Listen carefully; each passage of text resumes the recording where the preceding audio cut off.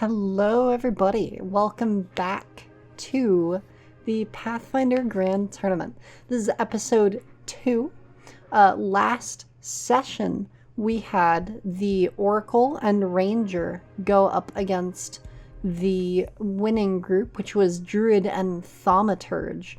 Oracle and Ranger had a pretty tough time in trying to demonstrate all of the different things, but getting a little overwhelmed with having to play 4 characters.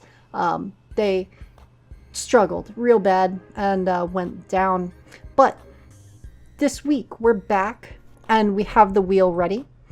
First things first though, introductions to the tournament and its rules. We're doing a 2v2 random pairings elimination style tournament. Every single character has free choices of what they want their attribute boosts to go into for their backgrounds. All of them also have battle medicine because I think it's just too big of a boon at this level to reasonably not give everybody. So every background is granting battle medicine. All of the casters will have the ability to use essentially the wizard's once per day regain a spell slot that you've already expended thing to try and emulate the fact that they should have scrolls or other consumables. I haven't actually done like equipment preparation, so there are no consumables on various characters, but they all do have their equipment and they're all level 2. So this week, let's get right into seeing what our teams are going to be. Spin the wheel. And our first is going to be Fighter. Alrighty. Remove Fighter from the wheel and drag Tubular Toasts into the arena. Next up is going to be... Let's see. The Investigator. Alrighty, so the Investigator and the Fighter on one team. Let's see, where is the Investigator? There we go. Camille Marie, the Investigator, and Tubular Toast the Fighter will be our team 1 for this competition. So now let's see who our team 2 is going to be. Starting the wheel. And it looks like our team 2 is going to start off with a Gunslinger. We're putting both of the high accuracy classes against one another. That's going to be interesting. Let's go around the circle here and find our Gunslinger. There we go, Ahamaru. And finally, the second player on Team 2 is going to be the Kineticist. Alrighty. So that'll finish up our teams here. And who is our Kineticist? That will be Volganarix. Alrighty. So we start both of them at the edges of the arena here. We're also going to go in and choose for the team 2 to be on the opposition so that automation doesn't cause them to gain benefits from the spectators or the opponents. Now let's get into their builds. Here on team 1, Tubular Toasts the Fighter is a hold-scarred orc insurgent, wielding gauntlets on both hands and a great pick actually being held in them. Orc ferocity and vicious swing plus lunge are going to make this great pick fighter an incredible force on the battlefield. Potentially with the ability to knock someone down immediately with just a deadly crit.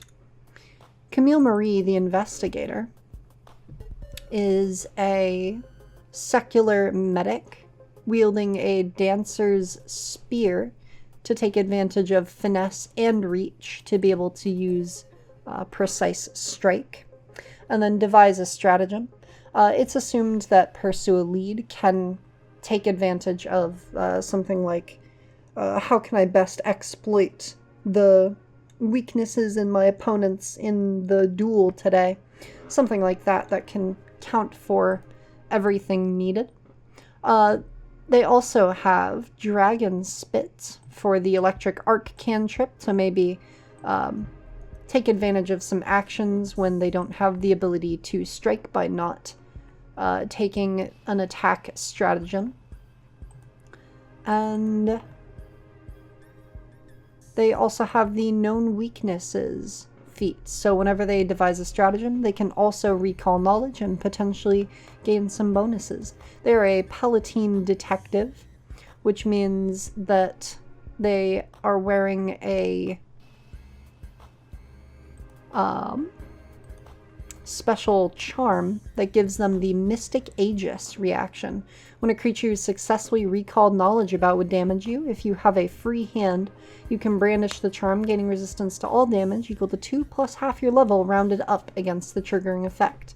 That obviously won't come into play with the Dancer's Spear, but if they, say, release a hand to use Battle Medicine, then it will become accessible. Now on our team 2, Ahmaru the Gunslinger is wielding an arquebus with the Cover Fire action and Thoughtful Reload, as they are a spell shot. So they have the ability to recognize spell, they have Energy Shot, and they have Electric Arc and Shield as some backup actions. And then finally Vulgari Rex, the Kineticist, is a Centaur Kineticist. Let's see the gates. An Earth Gate with Armor and Earth and Geologic Attunement. Let's see if, yes, the Armor and Earth is in there. Geologic Attunement being the kinetic aura that grants imprecise tremor sense and lets you point out a creature within it as a free action. They also have the Weapon Infusion and Extended Kinesis class feats. Alrighty. Well, as for setup, Vulgari Rex, who I am going to copy the name of into the token settings here, so that I don't keep mispronouncing it. There we go. Already has set up with the Armor in Earth ability. Camille Marie already has set up as an investigator. Tubular Toast does not need it, and neither does Ahemaru. Although, as a mount, Vulgari Rex is thinking about being a mount. And I think they're actually going to go for it. The two will be mounted. Whoopsie. Stay out of here, Bumblesteak. There we go. The two will begin combat mounted, and the other two will begin combat normally. So we will begin the encounter tracker here and roll for everyone. Alright. Camille Marie gets a 17. Tubular Toast gets a 15. Ahemaru gets 11. And Vulgari Rex gets an 18. Which means that Vulgari Rex is going to be starting. Now, since they are mounted on each other, and Vulgari Rex does not have the Centaur's level 5 mounting feat, I believe how it functions, and I have not double checked, is that simply both of them lose an action at the start of their turn, maintaining their grip. There might be a rule in there as well that both of them would need a free hand to coordinate, but I'm going to waive that in favor of the legs of Ahemaru being able to maintain that because of the, centaur being shaped like a horse. So Vulgari Rex will be probably not taking on a stance or anything, but using base kinesis with the extended kinesis feat will be their first turn and first 2 actions, raising up a slab of earth by using the proliferate feat from, here we go, extended kinesis. It allows you to proliferate existing element to expand to fill the square or an adjacent square that it is in. Or no, cause an element to expand to fill its square. And so there's surely some dust in here that can expand out to fill the 5-foot cube. They're actually going to place it here to grant themselves cover and to give Ahamaru the ability to kind of duck behind. And I'll say it'll provide Ahamaru Lesser and Vulgari Rex Standard. And that will be Vulgari Rex's entire first turn here. Camille Marie will be moving in on... the Gunslinger seems like the bigger threat at the moment, so devising a stratagem. A natural 20 on the free action devise a stratagem. There will also be a free recall knowledge, which is also a natural 20. Goodness gracious. Known weakness. If either of them, the first time either of them attack Ahamaru for the next round, they get a +1 circumstance bonus. Well, Camille Marie will certainly be going with an attack stratagem, also with a critical success on recall knowledge. They're going to know that Ahamaru here is a spell shot. And I can't think of anything that would actually be useful. I guess just knowing about the cover fire ability and recognize spell ability. So knowing that spells might be a little bit weaker, and knowing that Ahamaru has the ability to kind of focus down a ranged combatant. So all of that without spending a single action. Camille Marie will be moving up to here. And whoops, I have to move these back so that they do not interfere with the combat. There we go. Moving up to here and then using the last action to fulfill this stratagem of a natural 20 hitting and dealing a modest 10 damage. No bonus from strength means that kind of very reliant on the dice here. And so Ahamaru will take a respectable 10 damage. I did forget to remove the cover since Camille Marie moved around. However, it does not matter. Alrighty. Next up will be Tubular Toasts, who is going to similarly be simply rushing in. There's no position to get into a flanking maneuver, so simply moving up, perhaps to, no, up to here. There was some consideration for the ability to lunge, however, with the shared knowledge that Ahamaru has a gun, it doesn't seem particularly useful, and so a great pick swing down at Ahamaru. Even accounting for the fact that Ahamaru would no longer have cover, is going to hit and deal 14 damage and knock Ahamaru down off of Vulgari Rex and unconscious. So we will move Ahamaru above Tubular Toasts in initiative, and that will end Tubular Toast's turn. Things are not looking good in the slightest for our Gunslinger and Kineticist team. The Kineticist is going to attempt Battle Medicine, however Tubular Toasts can reactive strike that. and will. The known weakness is removed. A miss on the reactive strike, and the treat wounds will fail, unfortunately. It looks like Ahimaru is out of this combat for good. There we go. Alrighty. Vulgari Rex will use a free action for weapon infusion and go for a 1-action, just a simple melee blast, attempting to swing back at Tubular Toasts using a pick. Yes.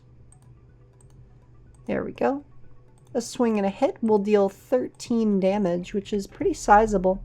But Tubular Toast is quite tanky, and that took 2 actions. So now we move on to Camille Marie, who will be free action devising a stratagem. Also, recalling knowledge will fail,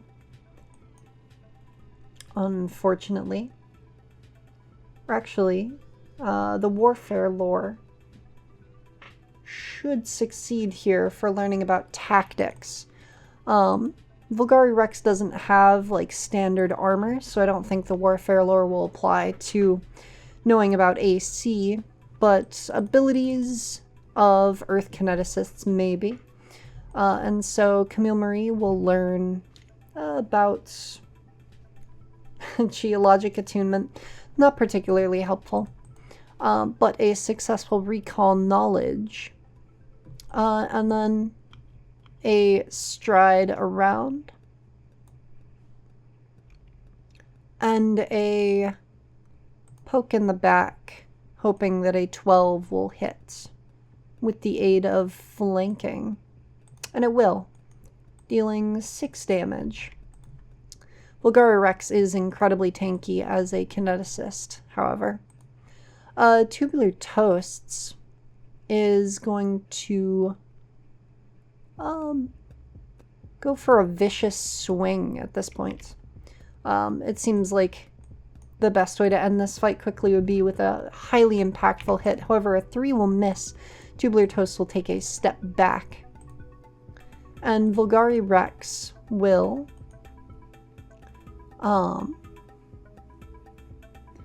yes. Follow up with a free action weapon infusion into a reach attack. Swinging a pick that extends outwards towards Tubular Toasts here. Something that Tubular Toast did not expect, since Vulgari Rex had not done it before. 9 damage is enough to bloody Tubular Toasts, but they are still up.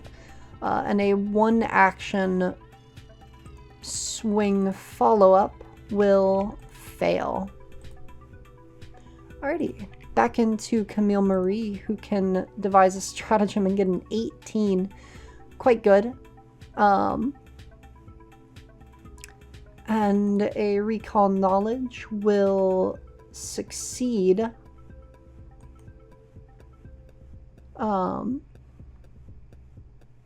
Learning about the particulars of weapon infusion, they now know about all the ranged and melee abilities that Vulgari Rex has access to. The first actual action will be following up with a Dancer's Spear Strike, which will hit for a sizable 10 damage. And then the second and third actions will be casting Electric Arc, which Vulgari Rex will succeed on, but still take half damage, taking 4. Tubular Toast will step in and take another vicious swing. Oh, but just barely miss with a 5 on the die. Vulgari Rex thinks that their best bet here is probably to take out Tubular Toasts, and so a simple 2-action melee attack, which misses on a 2. Very unfortunate. And then following up with a 1-action Agile Blast, which also misses with a nat 1. Things are looking rough here, Camille Marie, devise a stratagem. A 15 is very good. And a failure on the recall knowledge means no further ability to press in. 9 damage is quite good. Vulgari Rex is barely hanging on. Camille Marie thinks that the same thing as last turn is probably a good bet. The reflex save is consistent damage, even if low. Vulgari Rex is hanging on with 1 hit point. And Tubular Toasts wants to finish it with style and will go for a vicious swing, even though it's a poor idea. There we go. An off-guard critical hit with the fatal D12 pick will deal 27 damage, which is almost Vulgari Rex's entire starting hit points. Vulgari Rex is out for the count. And that will end this encounter. The Gunslinger didn't get to do anything. Our Kineticist stuck around, but struggled quite a lot. The Fighter and Investigator kind of just moved in, locked them down, and were able to shred through their enemies. So they will be moving on to the next round of the Pathfinder Grand Tournament. Thanks everybody for watching. Leave a like if you liked the video, subscribe if you would like to see more, and I will see you all in the next one. See ya. See ya.